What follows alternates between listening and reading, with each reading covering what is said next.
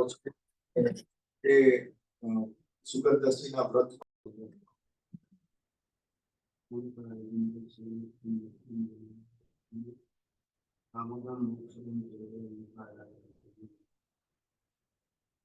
સમય સારા સ્વામી ગુજરાત ઈશ્વર મંગલમ ભગવાન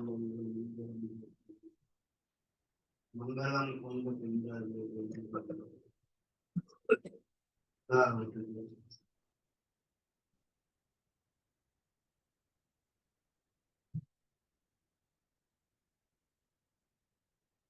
આજનો 10 લક્ષણ ધર્મનો દિવસ સૌચ ધર્મનો દિવસ છે. સૌચ પવિત્રતા સામાન્ય થાય છે ને લોભનો ત્યાગ એ પણ શૌચનો અર્થ છે.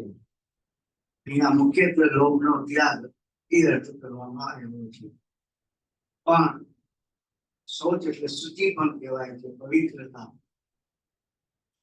આપણે શરીર છે એનું પવિત્રતા રાખવી, શરીરને નવડાવવું, ધોવડાવવું, સ્વચ્છ રાખવું, સુગંધિત રાખવું, એ શૌચ ધર્મ નથી. ગંગા નદીમાં સ્નાન કરવાથી પવિત્ર થઈ જવાય કે એવું હોતું નથી. શરીરમાં તસુએ 96 રોગ છે. આખા શરીરમાં લગભગ 5.5 કરોડ રોગ સત્તામાં રહેલા છે. ગમે ત્યારે ઉદયમાં આવે કે શરીર પોતે જ અપવિત્ર છે. બીજું કે મુનિરાજ ને જ્યાં સુધી સવાલ છે તો મુનિરાજ એ તો અદંત ધોવન હોય છે, દાંત સાફ કરતા નથી, અસ્નાનતા હોય છે, મુનિ સ્નાન નથી કરતા હોય. તેમ છતાં મુનિરાજ નું શરીર એકદમ પવિત્ર, સુગંધિત, સ્વચ્છ એવું હોય છે. કે શુચિ નો અર્થ છે લોભનો ત્યાગ, ઇન્દ્રિયના વિષયો, સંસારના સંયોગો, એની તૃષ્ણા રાખી, એની ઈચ્છા રાખી, એ લોભ છે. મુનિરાજ છે ભાવલિંગી મુનિરાજ, એને સમસ્ત પ્રકારના બાહ્ય સંયોગો, ભોગ ઉપભોગના સાધનો, ઇન્દ્રિયના વિષયો બધાથી નિવૃત્ત થઈ પોતાના નિજ આત્મ સ્વરૂપમાં પોતે લીન રહે છે. ઉપયોગ અંદર બાર થયા જ કરે છે. મુનિરાજ ને ઝુલ્લા જેવી દશા છે. નિર્વિકલ્પ દશા, સવિકલ્પ દશા, નિર્વિકલ્પ દશા, સવિકલ્પ દશા. વારંવાર ઉપયોગ અંદર બાર થયા જ કરે છે. નિર્વિકલ્પ દશા, સવિકલ્પ દશાનો કાળ ડબલ હોય છે. પણ તેમ છતાં નિર્વિકલ્પ દશા પણ વારંવાર પુરુષાર્થ કરીને અંદર લાવે છે. અને અંતર્મૂળક સુધી જો અંદરમાં ઉપયોગ થકી તો કેવળ જ્ઞાન શ્રેણી કરીને કેવળ જ્ઞાન થઈ જાય છે.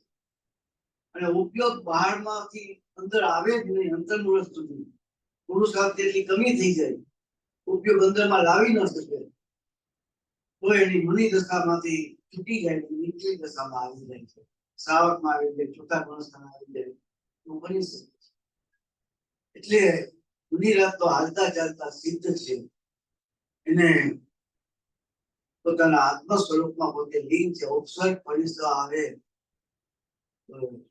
એના પ્રત્યે પણ એનું લક્ષ્ય નથી.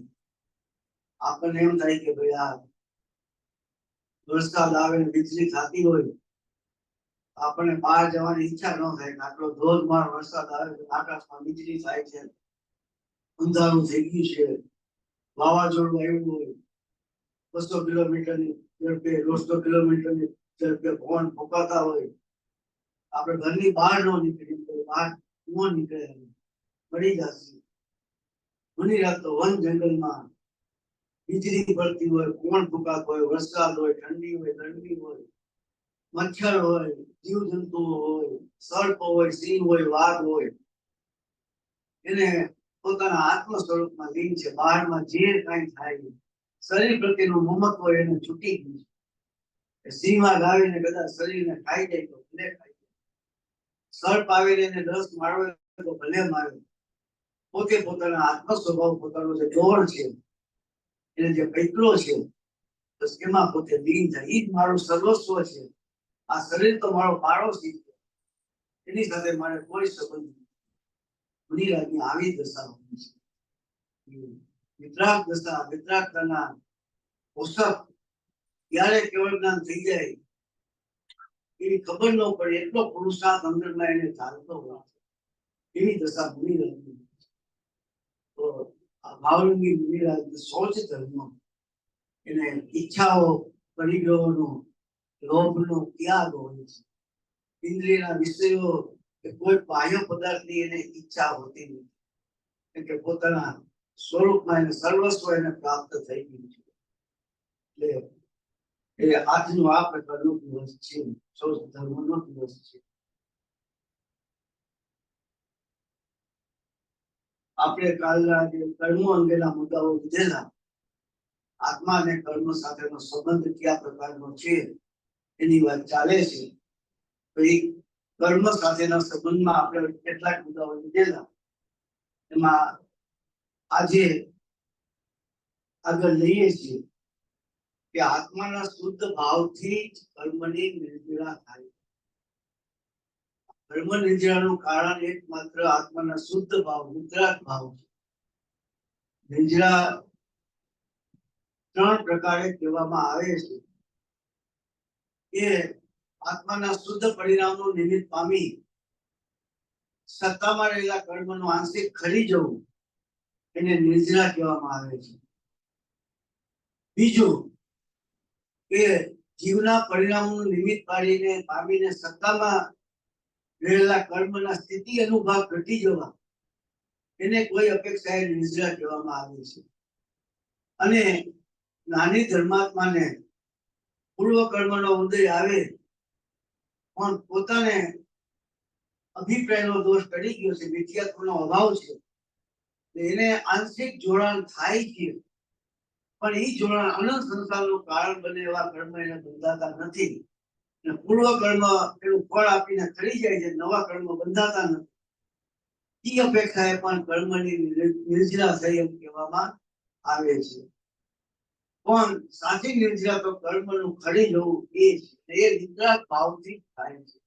આત્માના શુદ્ધ પરિણામથી જ કર્મની નિર્જરા થાય છે. મુનિ દશા હોય એને પણ સાચી નિદ્રા નિર્વિકલ્પ દશામાં છે. અવિકલ્પ દશામાં એને પણ કર્મનું બંધન છે. એ સંજ્ઞાન દશાએ નો ઉદય છે, આંશિક બંધન એને પણ હોય છે. બાકી લૌકિકમાં કહેવાય કે એક ઉપવાસ કરવાથી આટલા કર્મની નિર્જરા થઈ જાય, 28 કરવાથી આટલા કર્મની નિર્જરા થઈ જાય, વર્ષની તપ કરવાથી આટલા કર્મની નિર્જરા થઈ જાય, શેત્રુંજીના પર્વત 99 વખત ચડવા ઉતરવાથી આટલા કર્મની નિર્જરા થઈ જાય. તો કે એ કોઈ નિર્જરાનું કારણ નથી, રાગ ભાવ છે, પુણ્યનો ભાવ છે. કદાચ હોય કર્મોની નિર્જરાનું કારણ તો આત્માના એકમાત્ર વિતરાગ ભાવ, આત્માના શુદ્ધ ભાવ, નાયક ભાવ, પોતાના સ્વ સ્વરૂપમાં ભીમતા, સ્વ ચારિત્ર, એ સ્વ ચારિત્ર એ આ કર્મ નિર્જરાનું વાસ્તવિક કારણ હોય છે. એના પછીનો મુદ્દો છે કે સુખ ગુણનો ઘાતક સામાન્ય રીતે મોહનીય કર્મને કહેવામાં આવ્યો છે. જે કઈ જીવને બંધન છે ને, એ બંધનનું મુખ્ય કારણ આ જીવનો મોહ છે. આ જીવને દુઃખનું કારણ હોય તો એ જીવનો મોહ છે. પણ તેમ છતાં એ બીજા કર્મોને પણ સુખના ઘાતક તરીકે કહેવામાં આવ્યા છે. મોહની મુખ્યતા છે, પણ બીજા કર્મો પણ એમાં આંશિક ભાગ ભજવે છે. શું કામ? એ દરેક જે કર્મ છે એમાં બે શક્તિ હોય છે. આપણે જોયું કે સમય સાલની 45 નંબરની ગાથા છે કે જે કર્મ અષ્ટ પ્રકારનું જેને સર્વ પૂતગલમય કરે પરિપાક સમયે જેનું ફળ દુઃખ નામ પ્રસિદ્ધ છે. આઠેય પ્રકારના કર્મનું ફળ દુઃખ જ છે.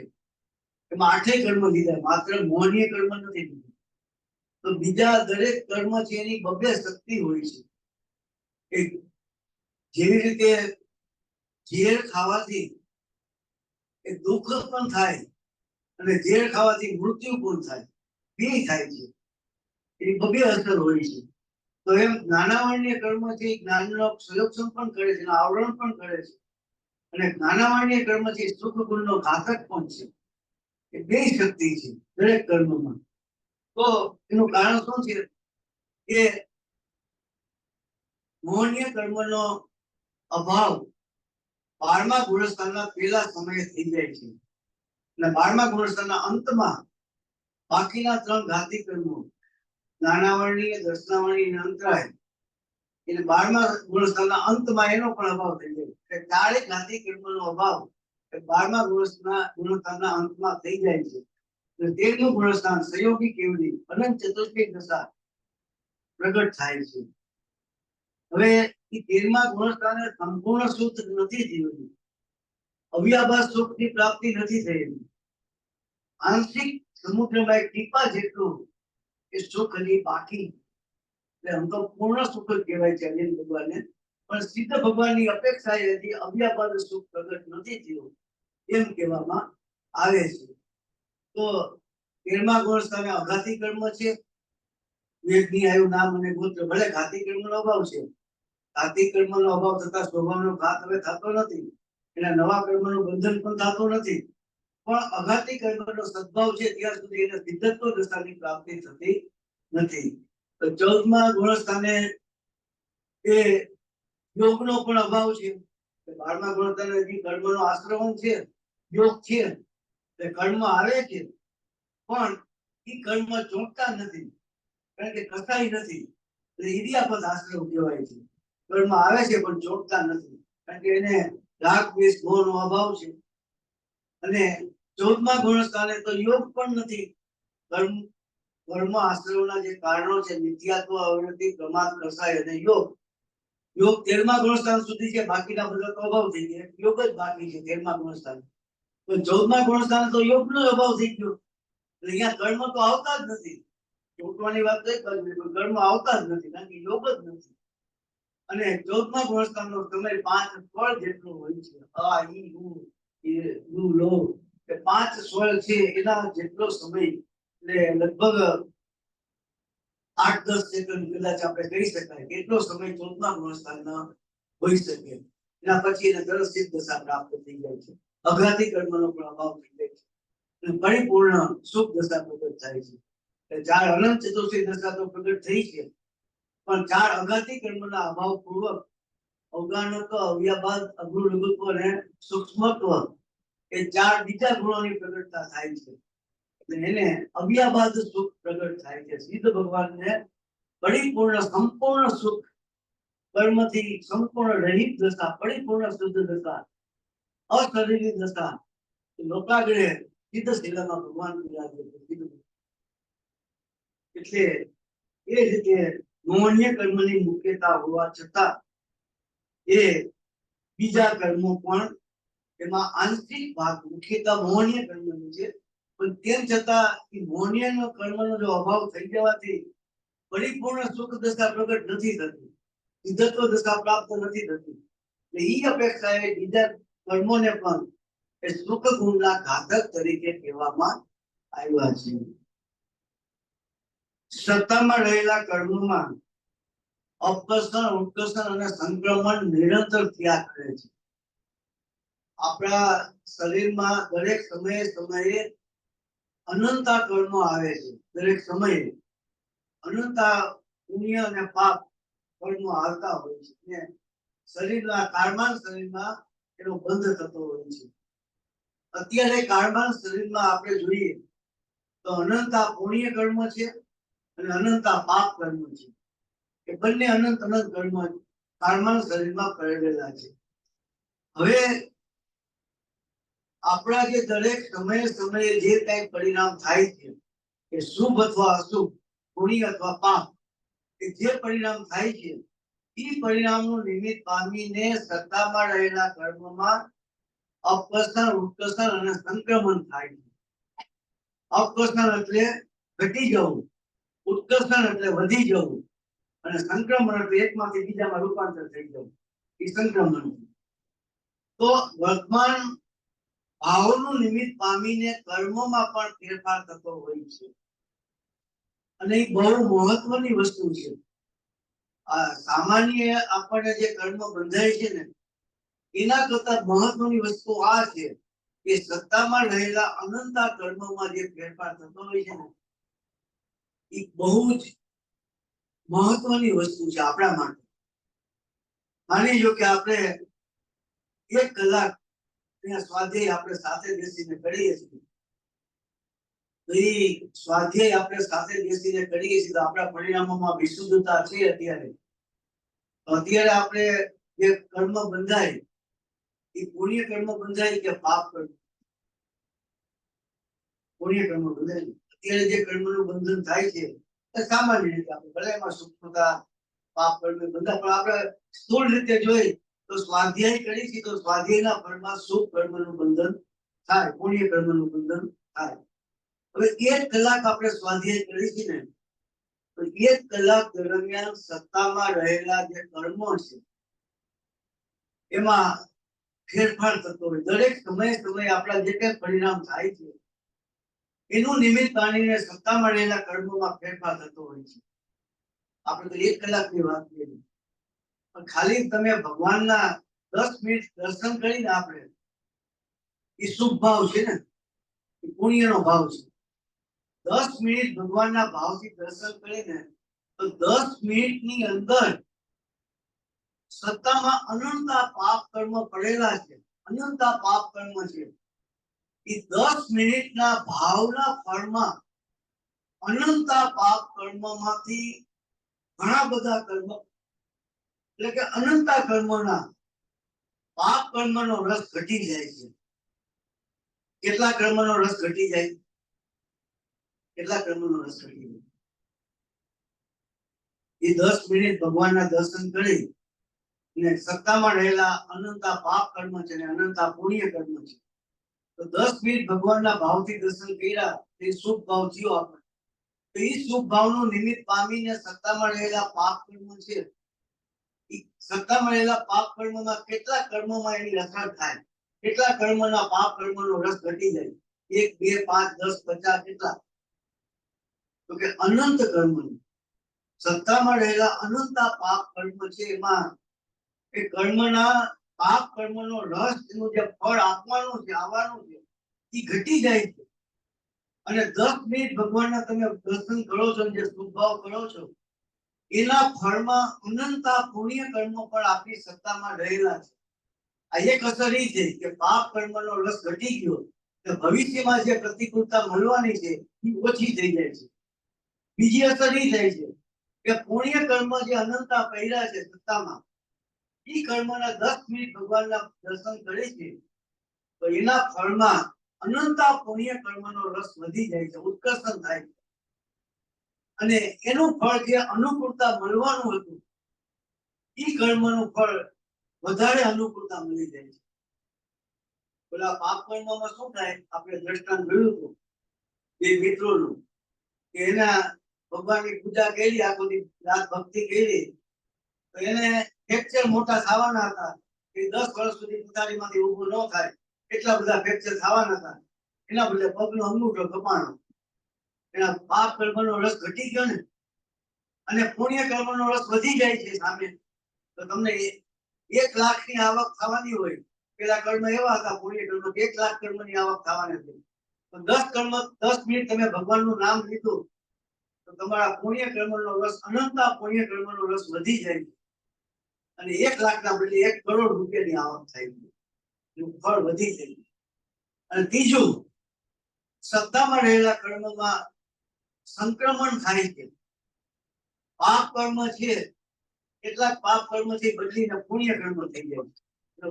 એ પાપ કર્મનો રસ બદલાઈ જાય ને પુણ્ય કર્મમાં બદલી થઈ જાય છે, બદલાઈ જાય કે એ સંક્રમણ પણ થાય છે.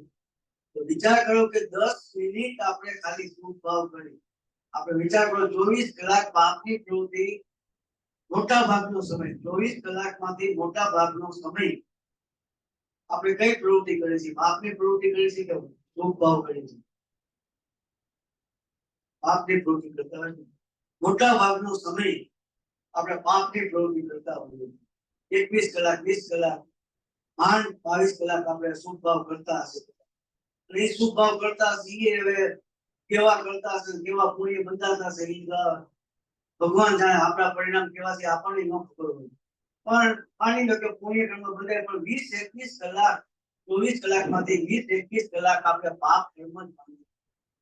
તો વિચાર કરો કે દરેક સમયે જીવ પુણ્ય કરે તો એના ફળમાં અનંતા કર્મોનું ફળ પુણ્ય રૂપે આપણને મળે છે. તમે પાપ કરો તો એનું ફળ પાપ રૂપે મળે છે. તમે 24 કલાકમાંથી 21 કલાક પાપ કરો તો થાય શું કે અનંતા પાપ કર્મ જે કર્યા છે જેનું ફળ પ્રતિકૂળતા આવવાનું છે એનું ફળ વધી જાય છે. એ વધારે પ્રતિકૂળતા આવશે, ઉદયમાં આવશે. પુણ્ય કર્મનું ફળ જે તમને અનુકૂળતા મળવાનું છે એ પુણ્યનું કર્મનું ફળ જે અનુકૂળતા મળવાનું છે એના કરતા ઘટી જાય છે. અને કેટલાક પુણ્ય કર્મ જેનું ફળ આપણને અનુકૂળતા મળવાનું છે એ બદલાઈને એના પાપ કર્મમાં બદલાઈ જાય છે અને પ્રતિકૂળતા એનું ફળ આપણને મળે છે. તો દરેક સમયે એની અસર થતી હોય તો દિવસમાં જેટલો સમય આપણે અશુભ ભાવ કરીએ એટલું નુકસાન આપણને વધારે થાય છે. જેટલો શુભ ભાવ કરીએ એટલો આપણને વધારે ફાયદો થાય છે. 24 કલાકમાંથી જેટલી કલાકનો જેટલો સમય આપણે પાપની પ્રવૃત્તિ કરી તો સત્તામાં અનંતા પાપ કર્મ અને અનંતા પુણ્ય કર્મ છે એના ઉપર એની અસર થતી હોય છે. અને શુભ ભાવ કરો એની અસર પુણ્ય અને પાપ કર્મ ઉપર પણ થતી હોય છે. હવે વિચાર કરો કે 24 કલાકમાંથી કદાચ આપણે 22 કલાક સંસારમાં પ્રયત્ન કરી છે. એ પ્રયત્ન શેના માટે કરે છે? આપણે તો કે છે મને પ્રયત્ન શેના માટે? સુખ માટે એટલે દુઃખ માટે કરે છે? સુખ માટે કરે છે. જે કાંઈ આપણે પ્રયત્ન કરી છે 24 કલાક એ સુખ મેળવવા માટે કરી છે. અનુકૂળ સંયોગો મળે, વિષય ભોગ મળે, પૈસા મળે, કુટુંબ પરિવાર, માન સન્માન, આપણે સુખ મેળવવા માટેનો પ્રયત્ન કરીએ છીએ 22 કલાક 21 કલાકની પ્રવૃત્તિ. પણ એ આપણા પ્રયત્નથી 21 કલાકના પ્રયત્નથી આપણા પુરુષાર્થથી આપણી બુદ્ધિથી એમાં કેટલું સુખ મળે છે આપણને? 50%, 100% કે 0%? આપણા પ્રયત્નથી કેટલું સુખ મળે છે? 100%. આપણો પુરુષાર્થ 100% સફળ થાય છે? 0, 0. આપણે જે પ્રયત્ન કરીએ છીએ 21 કલાકનો સંસારમાંથી સુખ મેળવવા માટેનો, મને પૈસા મળે, મને વિષય ભોગ મળે, મને માન મળે, સત્તા મળે, કુટુંબ પરિવાર, મારી આ ઈચ્છાઓ પૂરી થાય, મારા આ કામ પૂરા થાય, એ બધા આપણે પ્રયત્ન કરતા હોઈએ છીએ. 21 કલાકના પ્રયત્ન ફળ શૂન્ય છે. એનો કોઈ ફળ આપણને મળતું નથી. બહારના સંયોગોમાં આપણું કઈ ચાલતું જ નથી. આપણો પુરુષાર્થ એમાં કાર્યકારી જ નથી. એ કઈ કરી શકતો જ નથી. છતાં આપણે મજૂરી કરી છે અને આપણે એવું માની છીએ કે કોઈક 10 કામમાંથી 1-2 કામ થાય તો કે મેં કર્યા, પણ 8 કામ ન થયા તો કે એ આપણા નસીબમાં નહોતા એટલે ન થયા. ભાઈ 2 કામ થયા એ નસીબમાં હતા એ થયા એમ તો કે ને, તો કે ના ઈ મેં કર્યું. 8 કામ ન થયા તો કે ભાઈ આપણા પુણ્યનો ઉદય નહોતો એટલે ન થયા. ભાઈ 2 કામ થયા એ તારા પુણ્યથી થયા, તારા મહેનતથી નથી થયા, તારી બુદ્ધિથી નથી થયા. 21 કલાકની પ્રવૃત્તિ આપણી વ્યર્થ છે. તો એ 21 કલાક તમે 24 કલાકમાંથી 3 કલાક પાપની પ્રવૃત્તિ કરો અને 21 કલાક પુણ્યની પ્રવૃત્તિ કરો. ભગવાનની ભક્તિ કરો, પૂજા કરો, ચિંતન કરો, સ્વાધ્યાય કરો, ગુરુદેવની સ્થિતિ સાંભળો, માતાજીની ચર્ચા સાંભળો. શુભ ભાવમાં તમે પ્રયત્નશીલ થયો, આત્મ પ્રાપ્તિની પ્રવૃત્તિમાં તમે પ્રયત્નશીલ થયો. તત્વના વિચારમાં તમે પ્રયત્નશીલ રહ્યો તો 21 કલાકની પ્રવૃત્તિમાં 21 કલાક તમને પુણ્યનું બંધ થાય કે પાપ કર્મનું બંધ થાય? કેવા કર્મનું બંધ થાય? સ્વાધ્યાય ભક્તિ પૂજા કરવાથી કેવા કર્મો બંધ થાય? પુણ્ય કર્મ બંધ થાય. તો પુણ્ય કર્મ 21 કલાક તમારા પુણ્ય કર્મ બંધ થાય. 21 કલાક તમે પાપ કરો છો તો એના ફળમાં સત્તામાં રહેલા કર્મોમાં પાપ કર્મનો રસ વધી જાય છે, પુણ્ય કર્મનો રસ ઘટી જાય છે, અને પુણ્ય કર્મ બદલાઈને પાપ કર્મમાં પરિવર્તિત થઈ જાય છે. એના બદલે 21 કલાક તમે ધર્મની પ્રવૃત્તિ કરો તો તમારા પુણ્ય કર્મનો રસ વધી જાય છે, અનંતા પાપ કર્મનો રસ ઘટી જાય છે, અને પાપ કર્મ પલટીને પુણ્ય કર્મમાં બદલાઈ જાય છે. બહારની બધી જ અનુકૂળતા આપોઆપ મળી જાય છે. તમારે મહેનત કરવાની જરૂર જ નથી, કારણ કે જે કઈ મળે છે પોતાના પુણ્યથી મળે છે. નિયમ સારમાં એ 78-79 નો કઈક શ્લોક છે, એમાં પદ્મપ્રભુ જાડેજે એવું કીધું છે કે વૈભવો બીજાના વૈભવો દેખીને કેસ શું કામ પામે છે? ભાઈ બીજા પાસે પૈસા છે, મોટર ગાડી છે, બંગલા છે, સુખી છે, એને ભોગ વિષય બધું મળે છે, તો દુખી હું કામ થાસ? ઈ એને જે મળ્યું છે એના પુણ્યથી મળ્યું છે, એના મહેનત કે બુદ્ધિથી નથી મળ્યું, એના પુણ્યથી મળ્યું છે. અને તારે જો ઈ ભોગની તને ઈચ્છા હોય તો તું ભાઈ પુણ્ય કરીને તો તને મળી જશે. પુણ્ય કરવાથી પુણ્યના ફળનું પુણ્યનું ફળ છે, એ મહેનત કે બુદ્ધિનું ફળ નથી. તો આપણે 24 કલાકમાંથી આપણે મેક્સિમમ સમય સંસારમાં આપણી ઈચ્છા મુજબના કાર્યો કરવા માટે પ્રયત્ન કરી છે, પૈસા કમાવા માટે જે કાંઈ હોય એનું ફળ આપણને નીર મળે. ઈ કાર્ય આપણે આત્મહિતની પ્રવૃત્તિમાં, આત્મા પ્રાપ્તિમાં, આત્માના પ્રયોજન પૂર્વક આપણે ભક્તિ, પૂજા, સ્વાધ્યાય, તત્વ વિચાર આદિ કરીએ, ગુરુજીની સીધી સાંભળીએ, માતાજીની ચર્ચા સાંભળીએ. પુણ્ય કર્મ બંધાય તો તમારા કુદરતી બધી પ્રતિકૂળતાઓ આપોઆપ દૂર થઈ જશે, અને તમારા ઈચ્છિત પદાર્થ આપોઆપ તમને મળી જશે. આપણે પદ્મનંદી પંચવિંશતિમાં આપણે શ્લોક જોયેલો કે પુણ્યના ધર્મના નિમિત્તે દુશ્મન છે મિત્ર બની જાય છે, પ્રતિકૂળતા છે બધી અનુકૂળતા થઈ જાય છે, કે દેવ છે એ પણ તમારો દાસ બની જાય છે, તમારી ઈચ્છા મુજબના બધા ફળ તમને પ્રદાન કરે છે. તો ભાઈ તું પ્રયત્ન ખોટો તે મજૂરી કરસ અને જે ઈચ્છા છે મેળવવા માટે, ઈ તો થવાનું નથી તારાથી, ઈ બનતું નથી, બની શકવાનું નથી, કારણ કે બહારના સંયોગો આપણા હાથની વાત નથી. ઈ કર્મને આધીન છે, કર્મ પુણ્યથી બદલાય છે. તો ભગવાનની ભક્તિ પૂજા તો કરીને ભાઈ, ભગવાનનું નામ લઈને, તો આત્માના પ્રાપ્તિનો પુરુષાર્થ કરીને, સમ્યક દર્શનનો પુરુષાર્થ કરીને આપોઆપ તને પુણ્ય કર્મનું બંધન થઈ જશે. અને એ કર્મ બંધાશે તો આપોઆપ બધી તમારી ઈચ્છાઓ જે કઈ તમારે જોઈશે બધું તમારા ચરણોમાં હાજર થઈ જશે. પદ્મનંદીમાં આવે છે બધા જ વૈભવો તમારા ચરણોમાં આપોઆપ આવી જશે, તમારે માગવાની જરૂર નહીં. આપણને વિશ્વાસ નથી, પૈસા કમાવા તો ઓફિસે જવું જ પડે, ધંધો વેપાર કરવો જ પડે. આ છોકરા છોકરીને પૈણા હોય તો આપણે મહેનત કરવી જ પડે. આ માન સત્તા જોતી હોય તો આપણે પ્રયત્ન કરવો પડે, માયાચાર કરવો પડે, આમ કરવું હોય તો આમ કરવું પડે. હું ન કરું તો ન થાય, આપણે અભિમાન કરીએ. ગુરુદેવ એમ કહે છે કે ભાઈ આ બધું જે કઈ મળે છે પુણ્યથી મળે છે, અને તો પુણ્ય ઉપર ભરોસો તો રાખ કે ભાઈ મારા પુણ્યમાં જે મળવાનું છે મળવાનું, એને કોઈ રોકી શકતું નથી. એટલે જે મળવાનું છે એને કોઈ રોકી શકતું નથી, અને જે નથી મળવાનું એ કોઈ આપી શકવાનું નથી. તો પછી તું ભોગતનો નકામો તું કામ પ્રયાસ કરે સંસારમાં? તો અહીંયા એ વાત બતાવી છે કે સત્તામાં રહેલા કર્મોમાં પણ અપકર્ષણ, ઉત્કર્ષણ અને સંક્રમણ થાય છે. સામાન્ય રીતે આર્ત ધ્યાન, રૌદ્ર ધ્યાન, બે ધ્યાન આપણને અત્યારે હોય છે. 4 પ્રકારના ધ્યાન છે: આર્ત ધ્યાન, રૌદ્ર ધ્યાન, ધર્મ ધ્યાન અને શુક્લ ધ્યાન. ધર્મ ધ્યાન અને શુક્લ ધ્યાન સમ્યક દર્શન પછી હોય છે. અત્યારે આપણને 2 ધ્યાન છે, આર્ત ધ્યાન અને રૌદ્ર ધ્યાન. તો 24 કલાકની પ્રવૃત્તિમાં આપણે મુખ્યત્વે આર્ત ધ્યાન અને રૌદ્ર ધ્યાન થતા હોય છે.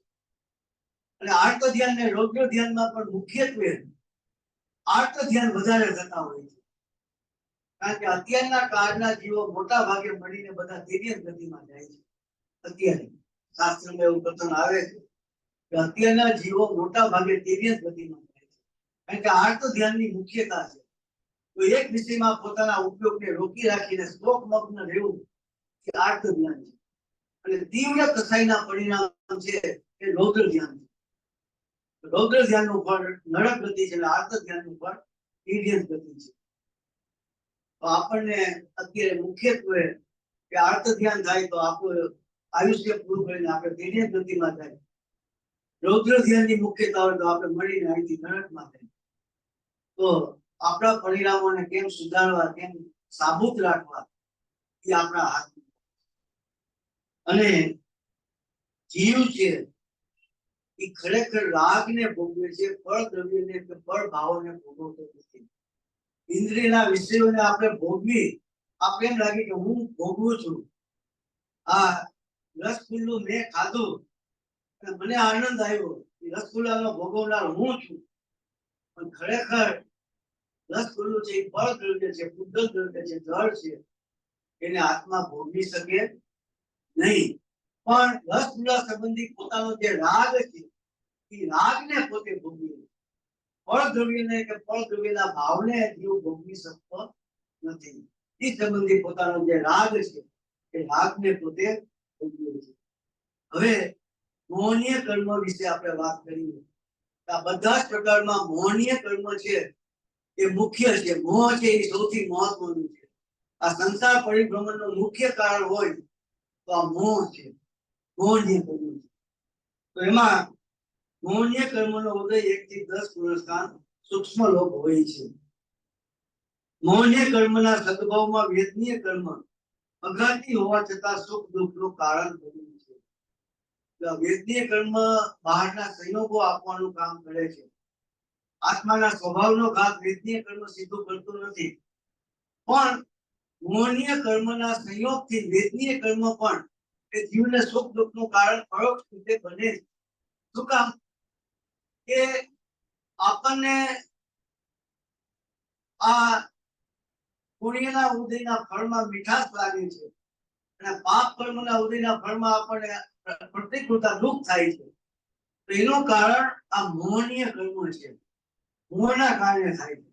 એમાં થાય છે શું કે જ્યારે વેદનીય કર્મમાં પુણ્ય કર્મનો ઉદય આવે, જ્યારે આપણને પુણ્ય કર્મનો ઉદય આવે ત્યારે મોહનીય કર્મમાં રતિભાવ ઉત્પન્ન થાય છે.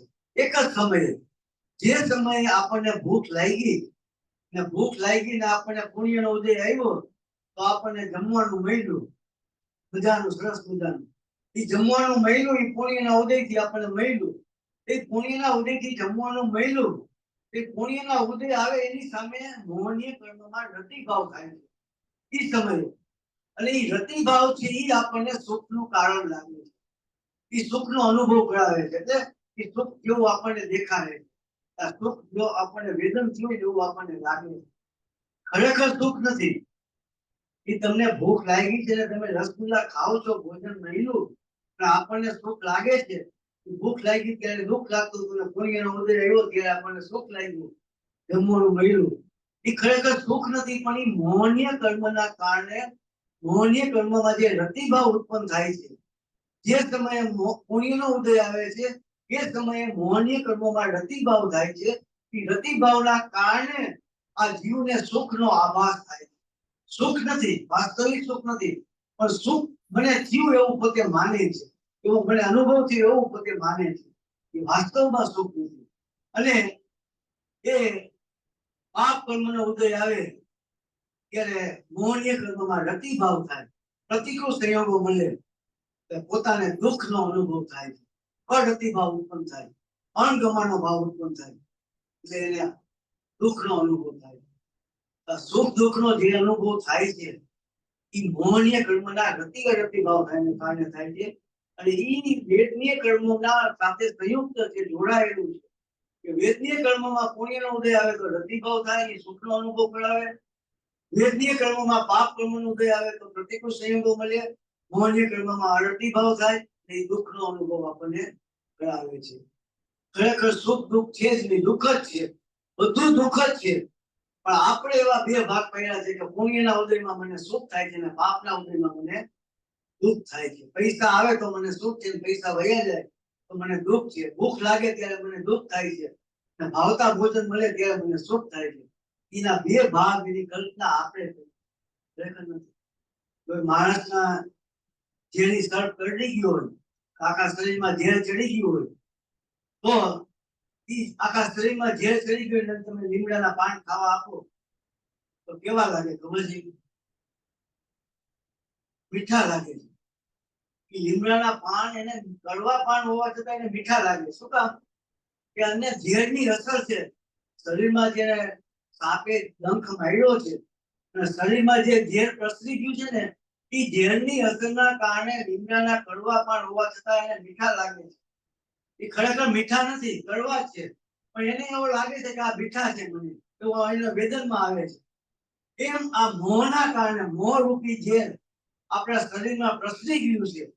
એના કારણે આ સંસારના સુખ કે ખરેખર દુઃખ હોવા છતાં આપણે એને સુખ માની લીધા છે. શું કામ? આ મોહ રૂપી ઝેરના, આ મોહ રૂપી ઝેર અંદર પ્રસરી ગયું છે.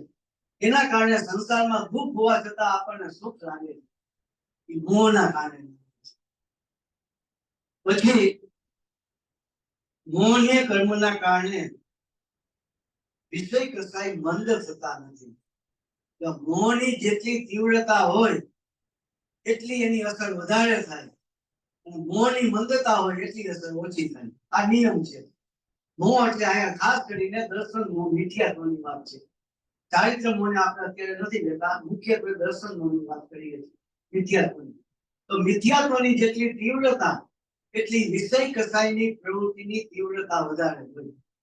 કોઈ માણસને 5 ઇન્દ્રિયના વિષયોની આસક્તિ જાજી હોય, કોઈને ક્રોધ, માન, માયા, લોભની તીવ્રતા હોય, તો માની લેવું કે એને મોહની, મિથ્યાત્વની તીવ્રતા છે. અને કોઈ વ્યક્તિને ઇન્દ્રિયના વિષયોની આસક્તિ ઓછી હોય, ક્રોધ, માન, માયા, લોભ કસાય ઓછા હોય, તો માની લેવું કે એને મિથ્યાત્વની તીવ્રતા નથી, એને મંદતા છે. મિથ્યાત્વને અનુસાર એ વિષય કસાયની પ્રવૃત્તિ આથી એની તીવ્રતા, મંદતા એ મિથ્યાત્વને અનુલક્ષીને થતી હોય છે. એના પછી અનંત સંસારનું કારણ થાય એવા કર્મ બંધાય છે. આ મોહના કારણે અનંત સંસારના કારણ થાય એવા કર્મ બંધાય. કર્મ બંધના 5 કારણ કીધા: મિથ્યાત્વ, અવિરતિ, પ્રમાદ, કસાય અને યોગ. એ મિથ્યાત્વ એક જ કારણ એવું છે કે અનંત સંસારનું કારણ થાય. બાકીના અવિરતિ, પ્રમાદ, કસાય અને યોગ એ કર્મ બંધના કારણ એને કહેવામાં આવ્યા નથી. એનાથી કર્મ બંધાતા જ નથી. એમ કીધું. મુખ્ય કારણ એકમાત્ર મિથ્યાત્વ છે, મોહ છે. એ મોહ જેવો વસ્તુ છે, એના કારણે અનંત સંસારમાં જીવે પરિભ્રમણ કરવું પડે, એવા કર્મનું બંધના મિથ્યાત્વના કારણે થાય છે. તો એ કર્મ બંધની મુખ્યતા પણ મિથ્યાત્વ, મોહના કારણે થાય છે. ગુણોનું વિપરીત પરિણમન એ મોહના કારણે થાય છે. આપણને જે ગુણોનું વિપરીત પરિણમન થાય છે ને, એ પણ એનું કારણ મિથ્યાત્વ છે, મોહ છે. આપણે આત્મામાં આ દુઃખ નામનો કોઈ ગુણ છે? આત્મામાં દુઃખ ગુણ છે? આત્મામાં તો દુઃખ શું કામ થાય છે? એ સુખ ગુણનો વિપરીત પરિણમન છે, અને એ મોહના કારણે થાય છે. આ શ્રદ્ધા આત્માની હોય છે. સમ્યક દર્શન એ આત્માનો ગુણ છે. આત્માની શ્રદ્ધા કરવી, શ્રદ્ધા ગુણનું યથાર્થ પરિણમન છે. એ સાચું પરિણમન છે, એ નિશ્ચય પરિણમન છે. અત્યારે શ્રદ્ધા શેની છે? આત્માની છે કે બહારમાં ફળ પદાર્થની છે? ફળ પદાર્થની છે. એ શ્રદ્ધા ગુણનું વિપરીત પરિણમન છે. ચારિત્ર ગુણનું કાર્ય સ્વ સ્વરૂપમાં રમણતા કરવી, પોતાના આત્મામાં ઠરી જવું. સિદ્ધ ભગવાન છે, પોતાના આત્મામાં ઠરી ગયા છે. એ આપણું કાર્ય છે. એના બદલે આપણું આચરણ ક્યાં છે? તો કે સંસારના બહારના સંયોગોમાં છે. એ વિપરીત ચારિત્ર ગુણનું વિપરીત પરિણમન છે. આ ગુણોનું વિપરીત પરિણમન જે થાય છે, એ પણ તેના કારણે થાય છે તો કે મિથ્યાત્વના કારણે, મોહના કારણે થાય. એ કાર્ય પણ મોહ કરે છે. આ ગુણોના વિપરીત પરિણમનનું કાર્ય પણ મોહ કરાવે છે, એના કારણે થાય. પછી ગુરુના ઉપદેશની અસર થતી નથી. આપણને આટલા વર્ષોથી ગુરુદેવે આપણને ઉપદેશ આપ્યો, મહાન ઉપદેશ આપ્યો.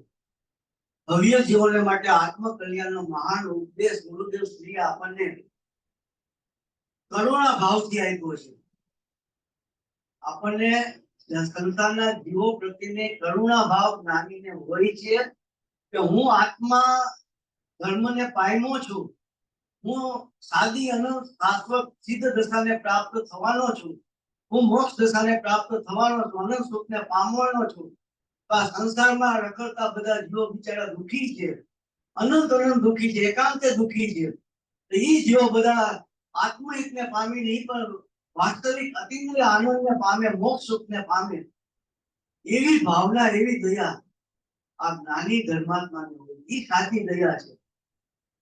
આ કૂતરાને રોટલા નાખવા એ સાચી દયા નથી, હોય અનુકંપાના ભાવ. તત્વ સૂત્રમાં અગ્રહિત મિથ્યાત્વના 29 લક્ષણો બતાવ્યા છે. અગ્રહિત અનાદિકાળથી ચાલ્યા આવતા મિથ્યાત્વ, એમાં પર પદાર્થનું કરતાપણું, પછી સ્વપણનું એકત્વપણું, આત્માના શરીરને એક માનવું, ઉપાદાનથી કાર્ય થવાના બદલે નિમિત્તથી કાર્ય થાય છે, પુણ્ય અને પાપ સમાન હોવા છતાં પુણ્ય સારું છે અને પાપ ખરાબ છે. એવા 29 પ્રકાર બતાવ્યા છે. એમાં એક પ્રકાર એ બતાવેલો છે કે મનુષ્ય અને તેજસ પ્રત્યે મમત્વ બુદ્ધિથી કરુણાનો ભાવ અગ્રહિત મિથ્યાત્વનું લક્ષણ છે. શું કામ? એ માને છે કે આ કૂતરાને રોટલી નાખું તો એ સુખી થશે, અને જ્ઞાની એમ માને છે કે એનો મિથ્યાત્વનો અભાવ થશે ને તો એ સુખી થશે. એ રોટલી નાખશો તો 2 કલાક એની ભૂખ શાંત થશે, વળી પાછો એ ભૂખ તો થશે જ એની. એના સુખનું કારણ એ રોટલી નાખવી નથી, એના મિથ્યાત્વનો અભાવ કર્યો નહીં, એને સાચા એના ઉપાય છે, એના પ્રત્યેની અનુકંપા છે, એના પ્રત્યેની કરુણાનો ભાવ. જ્ઞાનીને જીવની સાચી કરુણા એ હોય છે કે આ જીવો સંસારમાં મિથ્યાત્વના કારણે રખડે છે, તો મિથ્યાત્વનો અભાવ કરી સમ્યક દર્શન પામી શાશ્વત મોક્ષ સુખને પામે, એવી ભાવના ગુરુદેવ માતાજીને હોય. એના કારણે એમને આ ઉપદેશ આપ્યો છે. એને કોઈ બીજું પ્રયોજન નહોતું, એને કે માન સન્માન માટે કે સત્તા માટે કે એની વાહ થાય આખી દુનિયામાં, એના માટે નહોતું આપ્યું. કરુણા ભાવથી હું જે આત્મહિતને પામ્યો છું, જગતના જીવો પણ પામે, એવી ભાવનાથી એમને આ ઉપદેશ આપ્યો છે. પણ ઉપદેશની અસર આપણા જીવનમાં કેટલી થાય છે?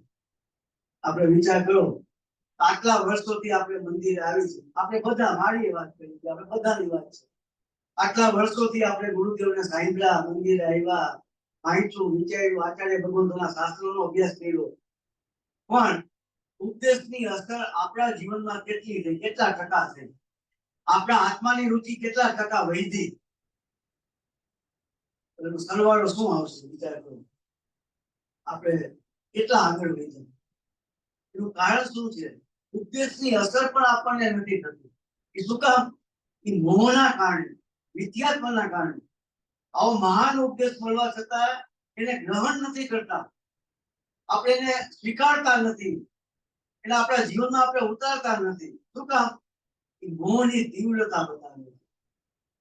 કોઈ માણસ છે, અત્યારે કોઈ માણસ ઉભા થઈ અને મારું અપમાન કરે તો મને કેટલા દિવસ યાદ રહે? 2 દિવસ રહે, 4 દિવસ રહે, અઠવાડિયું રહે, મહિનો રહે, વર્ષ રહે, કેટલો યાદ રહે? આખી જિંદગી યાદ રહે ને. આ બધાની વચ્ચે મારું અપમાન કર્યું છે, વખત આવશે તો બદલો લઈ લઈશ. એ આખી જિંદગી ભૂલાતો, એક શબ્દ આખી જિંદગી ભૂલાતો નથી. એક શબ્દ કોઈ કે આપણને કીધો હોય, આખી જિંદગી યાદ હોય કે આ મને આ બધાની વચ્ચે મારું અપમાન કર્યું છે, પણ વખત આવશે ત્યારે હું એનો બદલો લઈ લઈશ. એ જિંદગી ભર ન ભૂલે. આપણને ડાયાબિટીસ થયું હોય અને ડોક્ટર પાસે જાય, દવા લખાઈ આવી, દવા લખાવા જાય, દવા લઈને ડોક્ટર આપે અને એ રેપર તોડીને આપણે દવા ખાઈ. દવા ડોક્ટર આપી હોય અને ઘરે જોઈ અને આપણે દૂરબીનથી જોઈ છે કે આમાં કન્ટેન્ટ્સ જે લખ્યું છે એમાં ક્યાંય પોઈઝન લખેલું છે કે એવું જોઈ લઉં પેલા, પછી હું દવા ખાઉં.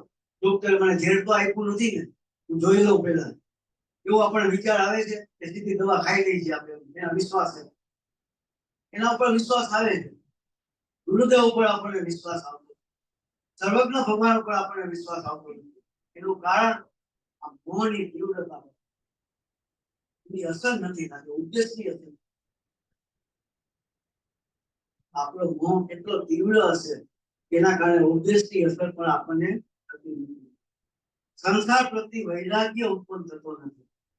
આ મોહના કારણે વૈરાગ્ય ઉત્પન્ન થતો નથી. આપણે સમય સ્વીકારના વિષયમાં જોયેલું કે પાછળના ભગવાનના પૂર્વના એક જાતિ સ્પંદી વૈરાગ્ય આવી ગયો ઋષભદેવ ભગવાનને નિરાંજનાનું મૃત્યુ દેખીને વૈરાગ્ય આવી ગયો. દેવીનાથ ભગવાનને પશુને બાંધેલા જોઈને વૈરાગ્ય આવી ગયો. બાંધેલા પશુને જોઈને કોઈકને આકાશમાંથી વીજળી પડે વૈરાગ્ય આવી જાય. તો કોકને માથામાં એક સફેદ વાળ દેખે, એક જ સફેદ વાળ માથામાં અરીસામાં જોવે કે આ સફેદ વાળ આવ્યો છે, અને એને વૈરાગ્ય આવી જાય. મુનિ દશા લઈને વન જંગલમાં ચાલ્યા છે. આપણા માથામાં કેટલા સફેદ વાળ છે? આપણને કોઈ વૈરાગ્ય આખું માથું સફેદ થઈ ગયું હોય, પણ આપણને વૈરાગ્ય નથી આવતું.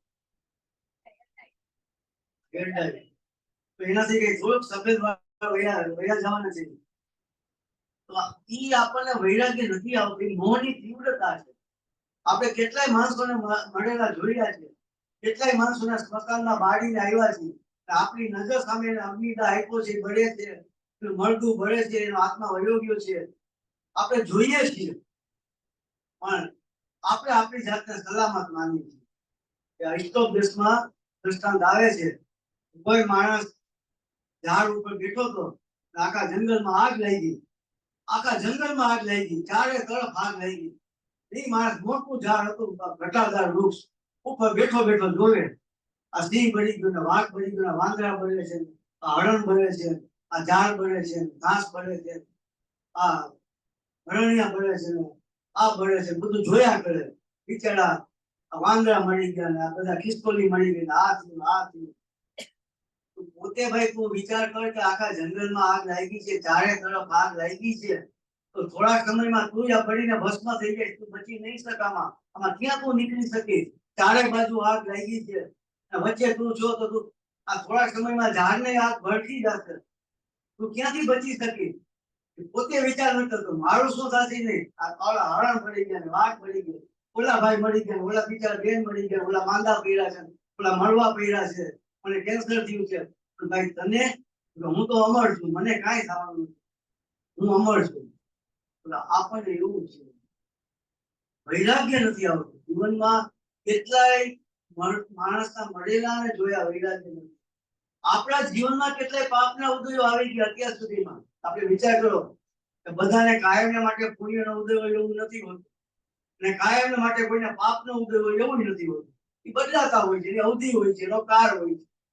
આપણા જીવનમાં અત્યારે કદાચ પુણ્યનો ઉદય હોય, માની લઈએ છે, પણ જન્મ થયો ત્યાં સુધીમાં, અત્યાર સુધીમાં આપણા જીવનમાં એવા પાપના ઉદય આવ્યા હશે કે નહીં આવ્યા હોય? આપણા જીવનમાં એવી પ્રતિકૂળતા આવી હશે કે નહીં આવી હોય? અને એ પ્રતિકૂળતા વખતે આપણે રોયા હશું, માથા પછાડ્યા હશે, આ 2 દિવસ ખાધું નહીં હોય, આ તો ધ્યાન કર્યું હશે, શોક મગ્ન બની ગયા હશે, ઘણી વાર મળવાના વિચાર આવ્યા હશે. આવું થયું હોય કે ન થયું હોય? એવા ઉદયો આવે કે ન આવે? આવે. તો કે એવા ઉદયો આવ્યા આપણા જીવનમાં, આપણે એને ભૂલી જાય છે. એ ઉદય આવી ગયો ત્યારે આપણને થયું આના કરતા મળી જવું હારું, આ સંસારમાંથી છૂટી તો હારું. એવા ભાવ ક્યારે આવ્યા હોય, વળી પાછી અનુકૂળતા થઈ જાય કે વળી પાછી ભૂલી જાય, વળી પાછા સંસારમાં જે હતા એમ થઈ જાય. એમને વૈરાગ્ય નથી આવતું, મોહના કારણે. આટલા જીવનમાં આવા વૈરાગ્યના પ્રસંગો બનતા હોવા છતાં એના વૈરાગ્યની ઉત્પત્તિ નથી થતી. આ જીવની મોહની તીવ્રતા.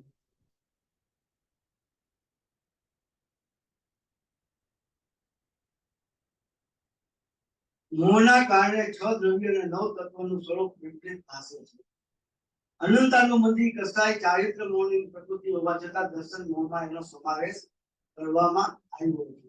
અનંતાનુબંધી મિથ્યાત્વનો અભાવ થાય એટલે સમ્યક દર્શનની પ્રાપ્તિ થાય. પણ ખાલી મિથ્યાત્વને નથી લીધું, એમાં અનંતાનુબંધીને ભેગું લીધું. અનંતાનુબંધી જે ચારિત્ર મોહની પ્રકૃતિ છે, અને મિથ્યાત્વ છે દર્શન મોહની પ્રકૃતિ છે.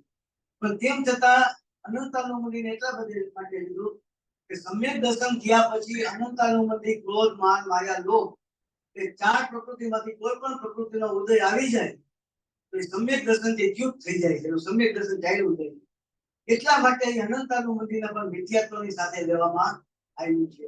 એ ચારિત્ર મોહની પ્રકૃતિ હોવા છતાં એને દર્શન મોહની પ્રકૃતિ તરીકે એને કહેવામાં આવ્યું છે.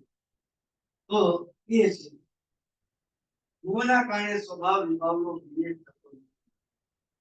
સ્વભાવ વિવેક અને વિભાવ એનું જે ભેદજ્ઞાન થવું જોઈએ એ મોહના કારણે થતું નથી. મોહના કારણે વિષય ગ્રહણની ઈચ્છા જાગે. પાંચ ઇન્દ્રિયના વિષયોની ઈચ્છા એ મોહના કારણે થાય છે.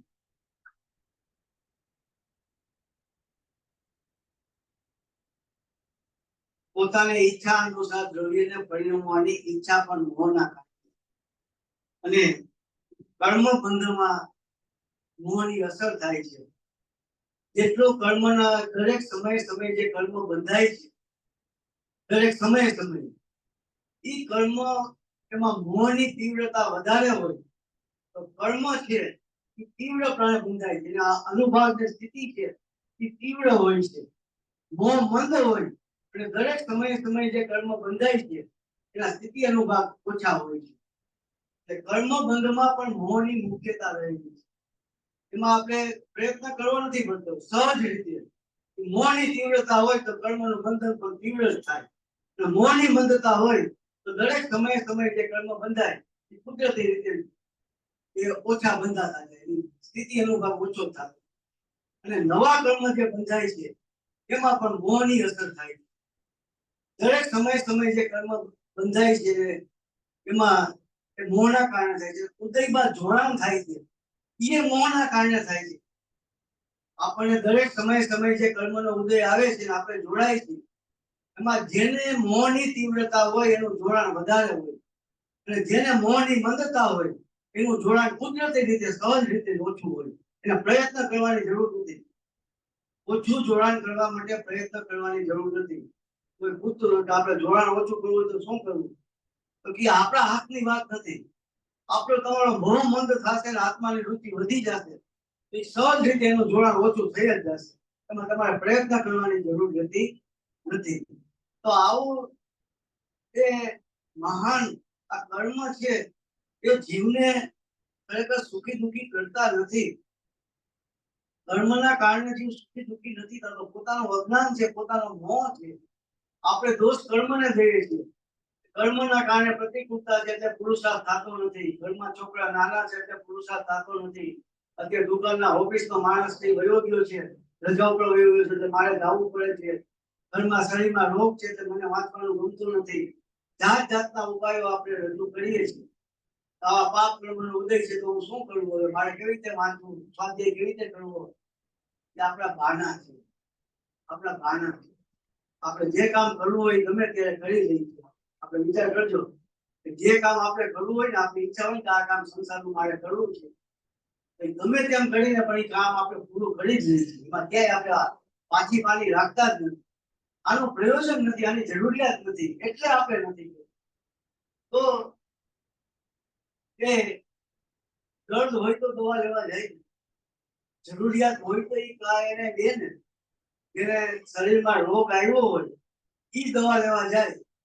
હમણાં છાપામાં આવે કે જર્મનીમાં નવી બ્લડ કેન્સરની નવી દવાની શોધ થઈ છે. જર્મનીમાં 8 દિવસ એક ગોળી તમે ટેબ્લેટ લ્યો, 8 દિવસ એટલે તમારું બ્લડ કેન્સર છે મૂળમાંથી વહી જાય. કોઈ દિવસ તમને પાછું કેન્સર થાય મટી જાય. હવે જર્મનીમાં બ્લડ કેન્સરની દવા શોધાની છાપામાં વાંચ્યું.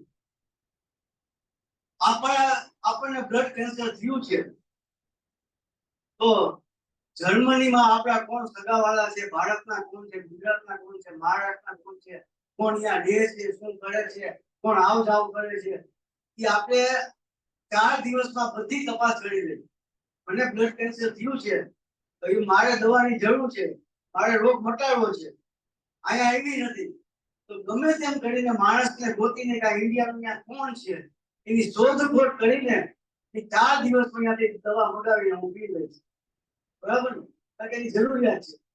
પણ તમારા શરીરમાં બ્લડ કેન્સર નથી અને ભારતમાં એ દવા આવી ગઈ ને આમ કે લ્યો પૂજનભાઈ 8 ગોળી તમે 8 દિવસ લ્યો એટલે તમને કેન્સર નથી, બ્લડ કેન્સર. આ ગોળી બહુ સરસ છે, આખી દુનિયામાં બહુ મજાની ગોળી છે, આ શોધ થઈ છે, એકદમ સરસ છે, તમે આ ગોળી પીઓ. તમે એ પીશે, તમે પીશો છે જ નહીં તો હું કામ મારે પીવી? તો એ જરૂરિયાત હોય તો એ કરે ને. આપણને આત્માની જરૂરિયાત હોય તો આત્માનું કામ કરી, સંસારની જરૂરિયાત હોય સંસારનું કામ કરી. આપણી જરૂરિયાત ક્યાં છે આપણે વિચારવાનું છે. આપણો શ્રદ્ધા શ્રદ્ધામાં કચાશ છે, આપણને જે કચાશ છે ને આપણી શ્રદ્ધામાં, એ શાસ્ત્રમાં આવે છે કે મગના ગઢડા ઉપર મોર બેઠો હોય અને એ ઉડે એટલે જોર કેટલું આવે. એ પથ્થર ઉપર જમીન ઉપર મોર ઉભો હોય અને ઉડે, અને મગના ગઢડા ઉપર ઉભો હોય અને ઉડે, એમાં જોર કેટલું, મગના ગઢડા ઉપર કેટલું જોર આવે. તો કે એમ આ શ્રદ્ધાનું જોર છે ને એ મગના ગઢડા જેવું ન હોય, એ મજબૂત હોવું જોઈએ. આ કાર્ય મારે ગમે તેમ કરીને મારે કરવું જ છે, મારું આમાં જ હિત છે, આમાં જ મારું કર્તવ્ય છે, આ જ મારે કરવું છે, એવું અંદરથી પોતાને એને લાગવું. એની શ્રદ્ધામાં એ મજબૂતાઈ હોય. શ્રદ્ધા મજબૂત હશે તો કાર્ય આપોઆપ એની મેળે આવશે, એવું નથી. પણ આપણી શ્રદ્ધામાં પણ પ્રકાશ છે, આપણા પુણ્યમાં પણ આપણને ભરોસો નથી, તો એ આપણો પોતાનો દોષ છે. જે કાંઈ છે આપણને તો ગુરુદેવે બધું આપ્યું છે, આખો માર્ગ તૈયાર કરીને આપણને આપી દીધો છે, પણ આપણને એ તરફની પ્રાપ્તિ કરવાની ભાવના હજી નથી. ચૂડામાં ગુરુદેવ પ્રવચન આપતા હતા તો ત્યાં પોલીસ ત્યાં બેઠા હશે, વાંચન સભામાં કોઈ પોલીસ આવ્યું, ગુરુદેવે કઈક પ્રવચનમાં એ વાત કહી હશે કે સમ્યક દર્શન પામે ને સમ્યક દર્શન પામે એ જીવ મોક્ષે વયો જાય, એ ઉપાય સહેલો છે, સુગમ છે, જીવ મોક્ષે જઈ શકે છે, એવું બધી વાત કઈ કરી હશે. તો પેલા ચૂડામાં જે પોલીસ બેઠો છે એને ગુરુદેવનો પ્રશ્ન થયો કે સાહેબ, આપ જેમ વાત કરો છો એમ જો બધા જીવો મોક્ષે જાય તો સંસારના કામ કોણ કરશે? ગુરુદેવે જવાબ આપ્યો, જેને કરોડપતિ થવું હોય, જેને કરોડપતિ થવું હોય એ એમ વિચારે કે બધા કરોડપતિ થઈ જશે તો વાસણ ઉતરવા વાળું કોણ રહેશે? તો વિચાર કરે છે કોઈ? કરોડપતિ નહીં થાય. તો આપણે આ થઈ શકે એવું છે, આપણાથી થઈ શકે એવું, એટલે આપણે આ કાર્ય આપણાથી થઈ શકે એવું. આ સંસારની વિચિત્રતા તમે જો, પાપ કર્મના વારંવાર આપણા ઉદયો આપણા જીવનમાં આવતા હોય, વારંવાર પાપ કર્મની થપાટ લાગતી હોય, પણ છતાં આપણી આંખ નથી ઉગડતી આપણા મોહની તીવ્રતા બધા, છતાં પણ આપણને સંસાર પ્રત્યે લગાવ છે, એના પ્રત્યેનો એ લૌકિકમાં એવું આવે છે કે શરીર, આત્મા છે શરીરને એવું કહે છે કે મેં ન છોડી અપની પ્રીત પુરાણી, કે શરીરને આત્મા એમ કહે છે કે મેં ન છોડું અપની પ્રીત પુરાણી, કે હે શરીર, અનાદિકાળથી અનંત શરીર પ્રત્યે મેં પ્રીત રાખી છે, એના પ્રત્યે મેં પ્રેમ રાખ્યો છે, હું પ્રેમ રાખવાનો છું. તો શરીર એનો જવાબ આપે છે કે મેં ન છોડું અપની રીત પુરાણી, કે ભાઈ તારા જેવા અનંત આત્માઓ આવી ગયા મારી સાથે સંબંધ બાંધ્યો, પણ બે બધાને છોડી દીધા છે, હું તને પણ છોડીને વયો જઈશ. મેં ન છોડું અપની રીત પુરાણી. તો એ શરીર પ્રત્યેનો પ્રેમ, સંસાર પ્રત્યેનો પ્રેમ, પૈસા પ્રત્યેનો પ્રેમ, કુટુંબ પ્રત્યેનો પ્રેમ, આપણે વિચાર કરો કે આપણું જીવન આમાં આમાં પસાર થઈ જાય અને પછી પસ્તાવાનો કોઈ પાર અંતિમ સમય આવે ત્યારે આપણે એમ થાય કે આપણે કઈ કર્યું નહીં, અને પછી એ પાજી છે આત્માથી લઈ ગયું, પરદેશ ગયેલા વાહન પાછા આવી જાય, ચાલી ગયેલી લક્ષ્મી કદાચ પાછી આવી જાય છે, પણ આત્મહિતનો અવસર એકવાર ચાલ્યો ગયો એ ફરીને ક્યારે પાછો આવતો નથી. આ અવસર ગયો એ ગયો, પછી ક્યારે પાછો આવવાનો નથી. આપણે જાગૃતિ રાખીને એ આત્મહિતની પ્રવૃત્તિ એ રાખવાની, જે જાગૃતિ રાખવાની. 10 દિવસ આ પર્વ છે, 10 દિવસ આપણે આવી અને પૂજા કરી, પ્રવચન સાંભળી, ભક્તિ કરી, આ કરી, તે કરી, પ્રતિક્રમણ કરી, અને પછી કાંઈ નહીં. અમારા પંડિત આવતા કાકાને સેવામાં હું રહેતો, વર્ષો સુધી એની સેવામાં હું રહ્યો, એને જાવો બહાર ખવડાવવા પીવડાવવાનું, આ તે એની સાથે સાથે હું રહું. ત્રીજે દિવસે અમારે રથયાત્રા હોય, રથયાત્રા હોય એટલે પંડિતજીને આપણે કહી આપણે 2 દી તમે વધારે રોકાઈ જાઓ, પરમિશન તો પૂરા થઈ જાય છે, ત્યારે બીજે દિવસે રથયાત્રા છે તો તમે રોકાઈ જાઓ, આપણે 2 દિવસ વધારે બધાને લાભ મળે, પણ એને આપણે રોકી અને પર્યુષણમાં 60 જણા આવતા હોય અમારે નાનું ગામ, અને પર્યુષણ પૂરા થયા બીજે દી ભાઈ રોકાણા છે, 2 દિવસ લાભ લેવો છે, તો બીજે દિવસે જે રોજ આવતો હોય 5 જણા 5 જણા કે કા તો પર્યુષણ પૂરા થઈ ગયા, હવે શું જ્યાં પર્યુષણમાં જ આપણે આવવાનું હોય પછી આપણે આવવાનું ન હોય એવું છે. આ જાગૃતિ રાખવાની 24 કલાક કાયમ જે માટે આ મારું કર્તવ્ય છે, આ મારે કરવાનું છે, એ પોતાનું ધ્યેય પોતાનું લક્ષ્ય માતાજીના 46 નંબરના વચનામૃતમાં આવે છે કે જીવન આત્મામય કરી દેવું, ઉપયોગ સૂક્ષ્મ થઈને કાર્ય કદાચ ન કરી શકતો હોય તો પણ આ કાર્ય કરીએ જે લાભ છે એને વર્તમાન પાત્રતા કહેવામાં આવે છે કે જીવન આત્મામય કરી દેવું, 24 કલાક આત્માની. અને 142 નંબરના બોલમાં એમ કીધું માતાજીએ કે હંમેશા આત્માને ઉદ્ધવ રાખો, આત્માની ઉદ્ધવતા રાખવી, ખરી જિજ્ઞાસા હોય એને પ્રયાસ થયા વિના રહેતો નથી. સાચી જિજ્ઞાસા જો હોય તો એ કાર્ય થયા વગર રહે જ નહીં, પણ આપણને સાચી જિજ્ઞાસા જ નથી, આપણને જરૂરિયાત નથી, તો આપણે શું કરીએ?